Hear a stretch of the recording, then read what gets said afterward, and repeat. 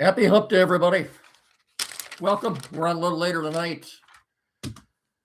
Had to take advantage of a nice weather day and get some work done in the backyard, and the days are getting longer. So that's probably going to happen as we move along this spring and into the summer. But still working on the wind damage yet that they did to the trees in the backyard here a couple of weeks ago. So had quite a mess to clean up back there. No, anyway, we're making progress. And welcome. So yes, this is another edition of Time Out Overtime on the Time Out Overtime YouTube channel. I'm Rick Arsenal. You know the drill if you haven't done so yet. First things first, get down there and smash that like and subscribe button. I can't thank you enough. I will forever be grateful to you for your patronage in watching and listening here to what I have to say, okay? Thanks so much. Thank you. Where we start? I just saw the headline. The 2026 Major League Baseball season officially gets underway tonight at 8 o'clock Eastern Time as the Yankees will open up the season in San Francisco playing the Giants. Pardon me. And the only possible way you would have of seeing that game would be a subscription to Netflix because, boy, pardon me. Hay fever already. You need a subscription to Netflix in order to see the game. So, as I've said before, they're going to grab you by the feet. They're going to hold you upside down, and they're going to shake every last dime out of your pocket. If you're wondering about TV, I think those of you that have DirecTV are okay. I don't know particularly to tell you what channel to go to on DirecTV, but I think starting tomorrow, you'll be able to see the Tigers and the Padres tomorrow at 4:10. The cable company in the Traverse City area has reached an agreement with MLB.com/Detroit Sportsnet. As far as Comcast, Xfinity goes, near as I know, they're still negotiating. They have not reached an agreement as yet. They've got about 46 hours to do so or get something done. I would imagine you should hear something tomorrow morning. Let's hope so. Anyway, if you do have Comcast, Xfinity here in our area, as far as streaming goes, I can tell you this: it's quite simple. You go to MLB TV. MLB.TV, MLB.TV/Detroit Sportsnet. And you will be given an option to select a monthly subscription for $19.99 or an annual subscription for $189.99. Cancel at any time, I guess. So that's fairly easy. And that's the way you can stream Tiger baseball. And Red Wing hockey too next year, by the way. As far as the Pistons go, I don't know where that is with Detroit Sportsnet yet. I don't know. No, I think I've got you caught up on that. We'll go over the Evan Petzold is a Tigers beat writer. He has come out with his prediction for the opening day lineup tomorrow. We'll see where that goes. As you know, news, I think it came down yesterday, a little afternoon, that Tigers rookie sensation infielder Kevin McGonigal has indeed made the team. He'll be in the starting lineup. A little surprising where Evan Petzold has him batting tomorrow. So we'll see. I had the complete roster here, if you'll bear with me for just a second, because, this is going to take a couple of seconds to get it back up here. So please bear with me here. The Detroit Tigers complete roster for 2026. The Detroit Tigers 2026 okay, I don't need to hear that. There we go. Yeah, okay. As the ace. Key players include Gleyber Torres, Framber Valdez, You can hear it. and Justin Verlander. Okay. Returning players like Spencer Torkelson, Riley Green, Well, wait till Cole she's Keith, done. and Javier Baez also solidify the team. Okay, I think she said enough. She said enough. She said her thing. Okay, all right. Thanks for the information, by the way. No, you're a big help. Let's get basketball out of the way first. Michigan and Michigan State in the Sweet 16, as I'm sure you know by now. They will both play Friday night. Michigan first around a little after 7:30. They will take on Alabama. That game is on not CBS, TBS. Okay, about 7:35. Okay, Michigan State. You want to watch them? You might want to take a nap. It's a 9:45 tip in Washington, D.C. They're taking on the second ranked in that region, in the Eastern region, UConn. So that's, boy, what a great cut. These are all of these 8 games, as I said Monday, all of these games are a basketball junkie's dream to see all of these matchups that we got coming out for these Sweet 16 matchups. Of course, you know how this works. Anyway, that's a CBS, 9:45 on CBS, Channel 6 in our area. Number third, Michigan State takes on second-ranked UConn. What a battle that should be, and get a nap in because it'll be well after midnight. It'll be early Saturday morning before that game ends in Washington, D.C., by the way. So I think Michigan State wouldn't surprise me to see them beat UConn. I think the way either one of these two teams are playing right now, they could beat anybody. Wouldn't that be great? We're all hoping for a Monday night matchup on April the 6th against Michigan and Michigan State. That'd be great to see. I don't think that's ever happened before. I'll have to go back and look that up, but that's a ways off yet. So what we have then is after these games on Friday and Saturday, by the time the weekend is over with, okay, we'll have a winner out of each region by the time the weekend is over with. And then next weekend, of course, is championship weekend. You'll have 2 games next Saturday. That would be on April the 4th, the day before Easter. 2 games then, and then Monday night, April the 6th, championship game. Let's hope it's Michigan and Michigan State going at it. But enjoy it. If you're a basketball junkie, enjoy these 8 games, these 8 matchups this weekend, because we got some good ones here. Pistons, let's get basketball away. Pistons come in, I believe, at 52-19 with 11 games left. Looks like they're going to, unless they, barring a complete collapse, they're going to be the number 1 seed in the East. They're taking on a red-hot Atlanta Hawk team tonight at LCA. I think they played 4 games now without Cade Cunningham, and they won all 4. So Pistons are playing well right now. Dennis Jenkins has picked it up. You know, after he signed that NBA contract, he took a bit of a dip. And I think once he saw Cade go down, maybe he knew it was up to him, that he was going to have to be the guy. And he sure was the other night against the Lakers. He was the best player on the floor. So let's hope he can keep it up. We don't know. I don't know how much longer Cunningham's going to be out.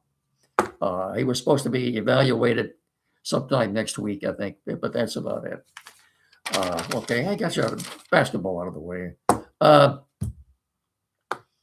Let's do our sponsors. You know, I have no script to read here, as you know. This is a testimonial for the Finish Line Family Restaurant on Carlton Road in Hillsdale. Where do you want to start? They've been serving our community broadly now for the better part of 4 decades, more than 40 years. Where do you want to start? The hours of operation, 6 a.m. to 3 p.m. daily. They're open till 8 Friday night. It's the best darn sit-down restaurant in our area. We're new menu items, a lot of new menu items. They're all good. It's all great. The price is right, very reasonably priced. Great service, fast, friendly service. The food is great. Award-winning breakfast served all day. You can't say enough. I mean, it's just the best darn sit-down restaurant in our area. Take it from me. And It's like I said, on Carlton Road in Hillsdale. Everybody knows where the Finish Line restaurant is. I can't say enough good about that. And of course, on St. Patty's Day, they had corned beef and cabbage. That was good. That was great. If you went in there and partook in that, uh, it's just a great family atmosphere in there. Like I said, award-winning breakfast served all day. The price is right. And I can promise you, when you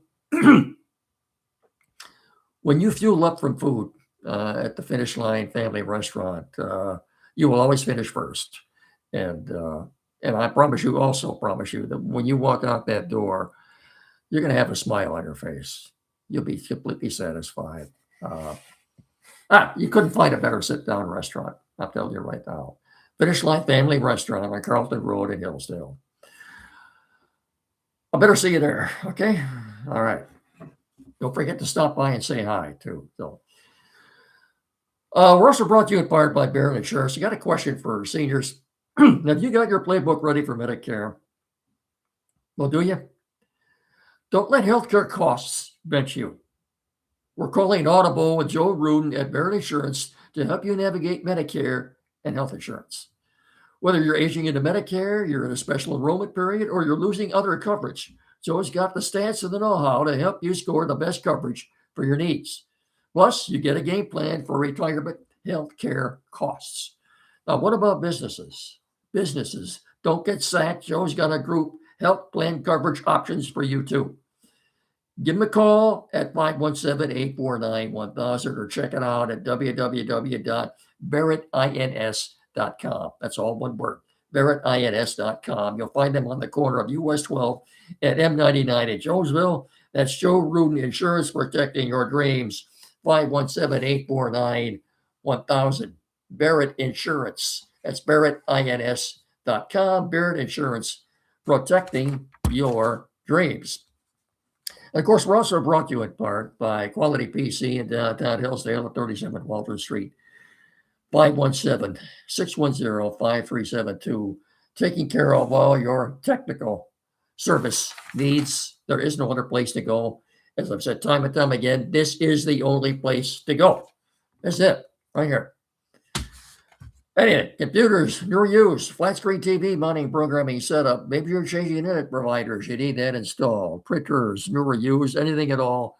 Get in there and see them, because Tim Ledley and his staff, folks, are more than capable of resolving any technical issues you have. I can promise you that. Okay. 517-610-5372. Quality PC in downtown Hillsdale at 37 Walter Street. Get in there and tell them Rick and Meggie sent you. Thank you very much. I'm not going to say much about the Red Wings. Not good. You go back and look at the last 3 years in the month of March. Their average number of wins, 3.5, and they're sticking it up in March again this year. Couldn't be a depleted Ottawa Senator team last night. First goal they scored, where they thought they had scored by DeBrincat, was disallowed because they were clearly offside, and after that, they seemed to lose any interest about winning last night. What's the problem with the Red Wings? They're not going to make the playoffs again this year. What is the problem? Well, they're too soft. They're too soft. Physically, they're not big enough. They're too easy to beat. Yes, the goaltending for the most part has been good, but the last couple of games, I think John Gibson has let a couple of soft goals in. I know if I'm playing the Red Wings and I'm skating into the corner after a puck, I'm not going to worry. I'm not going to look over my shoulder to see if there's somebody behind me ready to ram my face into the glass, because I know that's not going to happen. They're too small. They're too soft. Their forwards, they have no elite forwards. If Dylan Larkin was on any other team, he'd be a second or third line center. They're not very good right now. And I don't know if you put some of that on the general manager, Steve Yzerman, or not. But so this will be the 10th straight year that they haven't made the playoffs. And they're playing a Buffalo team, I think, Friday night. hasn't made the playoffs in 14 years, but right now they're the best team in the Eastern Conference. And doesn't look good for the Wings. So I know fans are frustrated, and at times they were booed last night, and deservedly so, probably. But that's all I'm going to say about the Wings. They're not going to make the playoffs. I think I told you that a couple of weeks ago already. But discouraging, disappointing, of course. Yes. A little bit. Brad Holmes spoke yesterday. He had an impromptu, about a 52-minute dialogue with 2 or 3 other reporters, one of them being Will Birchfield from 97.1. Answered a lot of questions. I thought, honestly, he said, we asked about the possible rift between he and Dan Campbell. He said they were in complete lockstep. There's no issue there. He was asked about the free agents that he signed, a couple of the linemen. He said we're more than capable of starting. I don't think that means they brought in another. They signed another offensive guard this morning. I forget what the guy's name is. 27 years old. Look, they said they wanted a lot of competition on the offensive line, and they've got it. Okay. Whether we still don't know yet whether Penei Sewell is going to move from right tackle to left tackle. We don't know that yet. I think that's an issue that will be addressed in training camp. Okay. I still think with the 17th pick, I think they're going to take an offensive lineman, a tackle. If it's somebody they really like a Monroe Freeling, who's capable of being another Penei Sewell out of Georgia, I think they've got the capital to move up into the top 10 if they think they can have a shot at getting him. And I'd still like to see him if he's there in the second round. Where they got the 50th overall pick in the second round? I'd still like to see them take the kid, the big edge out of Missouri. When you know what, with all these names, I forgot his name right now. I'm sorry about that, but that's I'll think of it once I get off the air. But out of Missouri, 6'5", 265, he's about the same size as Hutch. I simply can't remember the kid's name right now. But if he's there in the second round, good possibility they could take him, draft him. You can Google that yourself. Go to Google. Who's the edge out of Missouri expected to be a number 1 draft pick or number 2 draft pick? They'll tell you who he is. So yeah, I thought Holmes was what he had to say yesterday.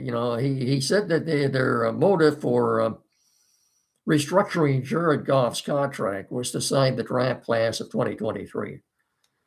That would be Jahmyr Gibbs and Jack Campbell and Sam Laporta and Brian Branch. However, in the case of Laporta and Branch, I don't know where they are physically right now. Laporta, as you know, had the back surgery in the offseason, and Branch is coming off an Achilles. So I don't know where that is right there. Okay, enough for the Lions. Quickly now, we're running out of time here. Tigers projected, this is per Evan Petzel, the Tigers projected starting lineup for opening day tomorrow. Leading off is a designated hitter, Terry Carpenter. Batting second base, Gleyber Torres. Batting third at shortstop, my pick to be the American League Rookie of the Year, Kevin McGonigal. Hitting cleanup in left field, Riley Green. Batting fifth, Spencer Torkelson at first. Hitting sixth, Colt Keith at third base. Batting seventh, and catching Dylan Dingler. Batting eighth in center field, Parker Meadows. And batting ninth in right field, Matt Burling. Of course, pitching, Jared Skubal. Versus Nick Pivetta for the Padres. By the way, I think Parker knows, he has to know, if he hasn't at least been told this, that this is pretty much his last chance. Okay, this is pretty much Jace Jung and Wenzel Perez will start the season at Toledo along with Max Clark. But I think Parker knows that he's got this is probably his last chance with the Tigers, at least with the big league ball club. Anyway, we know he has the physical tools to be successful, but keep your fingers crossed. Hopefully he gets off to a good start. Okay. So the pitching matchups for this series in San Diego, as I said, Tarik Skubal tomorrow at 4:10 versus right-hander Nick Pivetta for the Padres. By the way, the Padres are throwing 3 right-handers at the Tigers for this series. Then at 9:40 on Friday night, Framber Valdez makes his debut for the Tigers versus right-hander Michael King for the Padres. And then another night game on Saturday. Jack Flaherty goes for the Tigers against Randy Vasquez, another right-hander, as I said, for the Padres. Oddly enough, they do not play Sunday. Sunday is an off day for the Tigers before they move on to Phoenix to take on the Diamondbacks for 3 games on Monday, Tuesday, Wednesday. Thursday is a travel day back to Detroit. And of course, they'll start the season here, opening day on a week from Friday. That's Good Friday, in fact, on on April the 3rd. Okay. Quickly now, before we get out of here, I want to give you the 26-man roster for the Tigers. Starting pitchers: Tarik Skubal, Framber Valdez, Jack Flaherty, Justin Verlander, and Casey Mize. Catchers: Dylan Dingler and Jake Rogers. Infielders: Spencer Torkelson, Gleyber Torres, Kevin McGonigal, Colt Keith, Javier Baez, Zach McKinstry. Outfielders: Riley Green, Parker Meadows, Matt Vierling, and Kerry Carpenter. Of course, as we know, McKinstry and Baez, they got them listed as infielders. We know they can also play the outfield. Relief pitchers: Will Vest, Kenley Jansen, Kyle Finnegan, Drew Anderson. I think he's somebody to watch. Connor Seabold, who they just picked up, Tyler Holton, Brant Herter, Emmanuel DeJesus. Keep an eye on this guy, folks. And, this says Jahmai Jones. Utility? I don't know. He's listed here as a utility relief pitcher.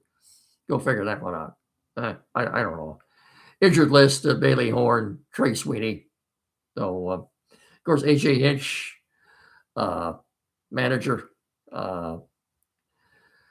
Roster moves: Emmanuel DeJesus just joined the team. Brent Herter added. Brendan Hanafy was optioned to AAA Toledo, if you didn't hear that.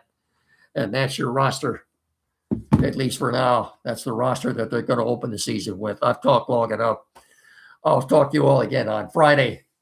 Don't forget Time Out with Andy and Jed every Saturday morning here locally at WCSR 92.1 FM. So before I lose my voice, I'll say thank you again so much for watching and listening. Remember, folks, to please treat each other with respect. So until Friday, I'll simply bid you all a very pleasant good evening. Thanks for watching. So long, everybody. Bye-bye.